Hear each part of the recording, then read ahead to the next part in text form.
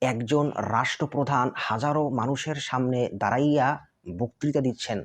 হঠাৎ একজন সাধারণ মানুষ উঠে দাঁড়িয়ে বলল, আপনার বক্তৃতা পরে দিবেন, আগে আমার একটা প্রশ্নের জবাব দিন।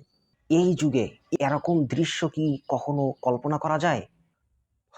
অথচ আমিরুল মুমিনিন ওমর ইবনুল খাত্তাব রাদিয়াল্লাহু তাআলা আনহুর যুগে এরকম একটি ঘটনা প্রসিদ্ধ আছে।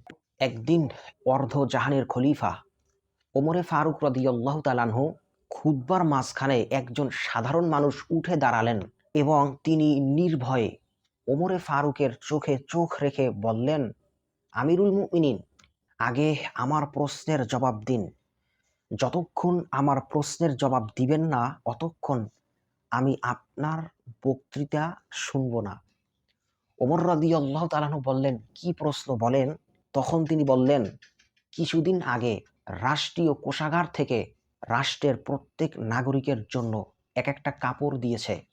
আপনিও এক পিস পেয়েছেন, আমিও এক পিস পেয়েছি। অথচ আমার কাপড় দিয়ে পরিপূর্ণ একটা জামা হয় নাই।